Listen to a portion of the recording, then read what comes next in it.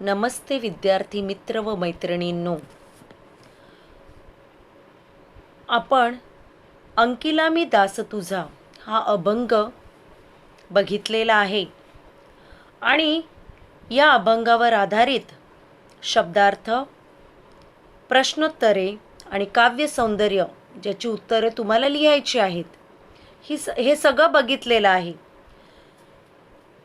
त्याचबरोबर आज आपण अप्रिसिएशन ऑफ पोयम हे बघणार आहोत.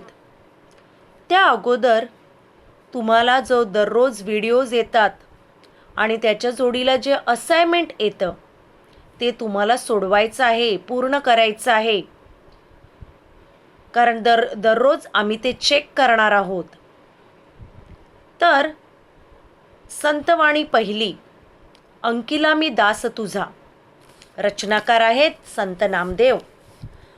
आणि संत नामदेव हे वारकरी संप्रदायातील थोर संत कवी आहेत. त्यांनी विविध दृष्टांतातून परमेश्वर कृपेची याचना केलेली आहे. तर आज आपण बघणार आहोत की अप्रिसिएशन ऑफ पोयम, ज्याला आपण मराठीमध्ये कवितेसंबंधी दिलेल्या मुद्द्यांच्या आधारे कृती सोडवा अशा प्रकारे प्रश्न विचारला जातो. की तुम्हाला कवितेच्या संदर्भात मुद्दे दिले जातील आणि त्या मुद्द्यांची उत्तरे किंवा कृती तुम्हाला सोडवायची आहे. तर ते मुद्दे कोणते असतात ते आज आपण बघणार आहोत.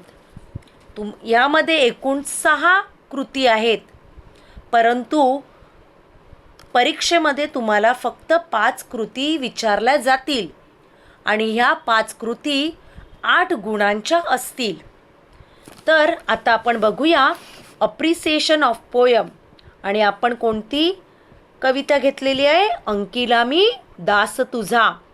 तर ह्याच्यामध्ये कोणत्या कृती विचारल्या जातील त्या आपण बघूया. तर पहिली कृती आहे किंवा पहिला प्रश्न आहे, प्रस्तुत कवितेचे कवी किंवा कवयित्री ह्यांचं नाव तुम्हाला लिहायचं आहे.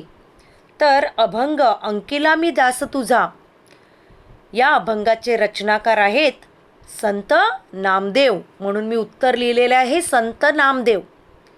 तर पहिला प्रश्न असतो प्रस्तुत कवितेचे कवी, आणि ह्या प्रश्नाला तुम्हाला 1 गुण आहे. एका गुणासाठी हा प्रश्न आहे. फक्त कवी किंवा कवयित्री ह्यांचं नाव लिहायचं.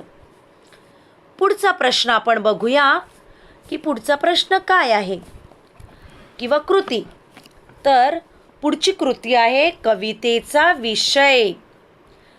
तो कवितेचा मुख्य विषय काय आहे त्या विषयाबद्दल लिहायचं आहे. आणि याही प्रश्नाला तुम्हाला 1 गुण आहे.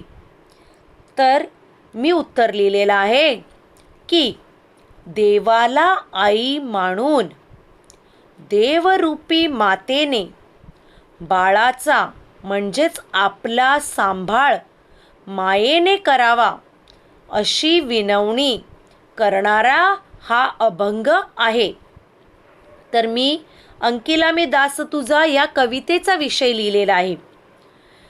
तुम्ही तुमच्या परीने तुमच्या शब्दात सुद्धा कवितेचा विषय लिहू शकता. तर आता या प्रश्नासाठी गुण आहे 1. आता तिसरी कृती आहे, कवितेतील पुढील 2 ओळींचा सरळ अर्थ लिहा. तुम्हाला कवितेतील कोणत्याही 2 ओळी दिल्या जातील आणि त्या ओळींचा भावार्थ किंवा अर्थ तुम्हाला तुमच्या शब्दात लिहायचा आहे. ह्या कृतीसाठी गुण आहेत 2. आणि मी इथे सरळ अर्थ लिहिलेला आहे. बघा काय लिहिलेलं आहे. पिल्लू झाडावरून खाली पडताच त्याला वाचवण्यासाठी पक्षिणी जीवाच्या आकांताने खाली झेप घेते. झेप घेते म्हणजे उडी मारते. भुकेले वासरू पाहून गाय हंबरत त्याच्याकडे धावते, कारण गाईचं वासरू ह्याला भूक लागलेली आहे. गाय आई आहे. आई आपल्या बाळाला उपाशी ठेवू शकत नाही, पाहू शकत नाही, म्हणून ती धावत येते.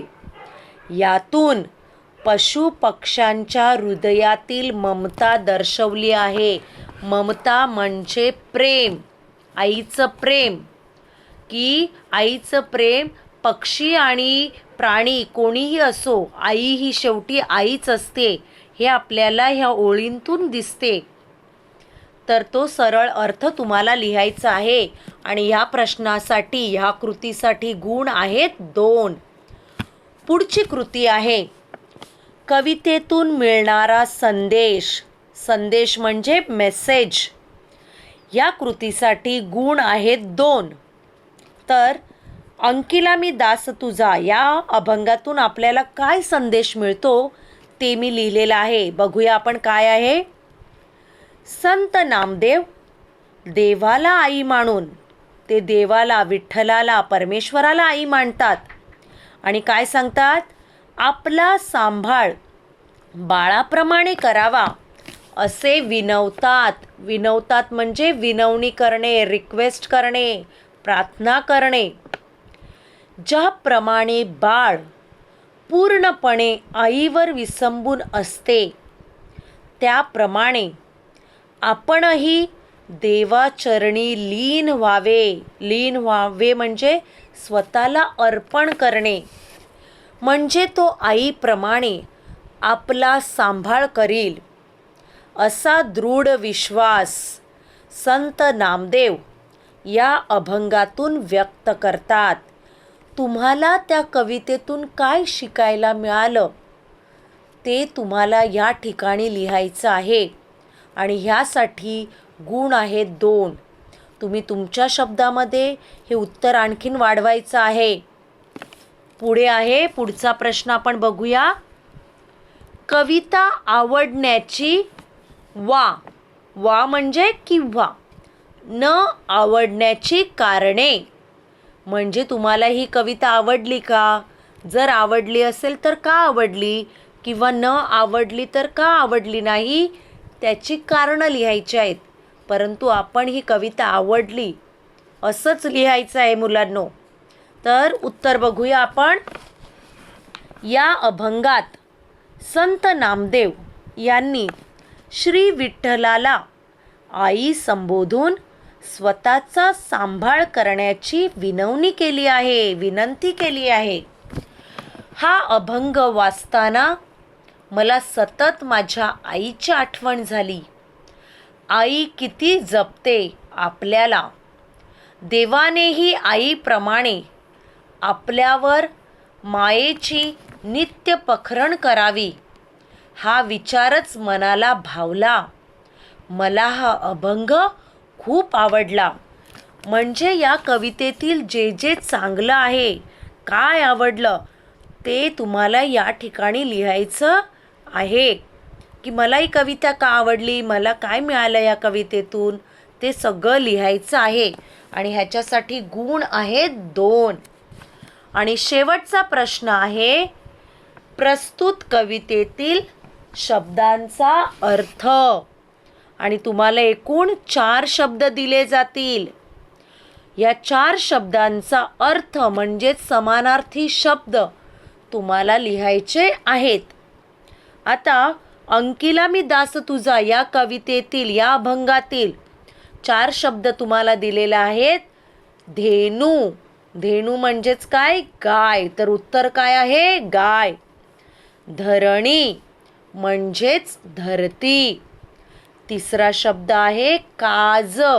काज म्हणजे काम, कार्य, हे पण तुम्ही लिहू शकता. आणि शेवटचा शब्द आहे अग्नी. अग्नी म्हणजे काय? आग. तर प्रत्येक शब्दाला अर्धा गुण. अशा प्रकारे ह्या कृतीमध्ये तुम्हाला 2 गुण दिलेले आहेत. एकूण तुम्हाला कोणतेही 5 प्रश्न परीक्षेमध्ये विचारले जातील.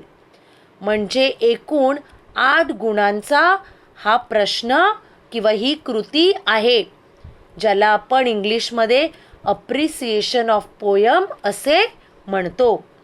तर आता आपण जे काही बघितलं किंवा तुम्ही जे काही बघितलं ऐकलं ते तुम्हाला तुमच्या वहीमध्ये हे अप्रिसिएशन ऑफ पोयम लिहायचं आहे आणि त्याचे पॉईंट्स लक्षात ठेवायचे आहेत. धन्यवाद.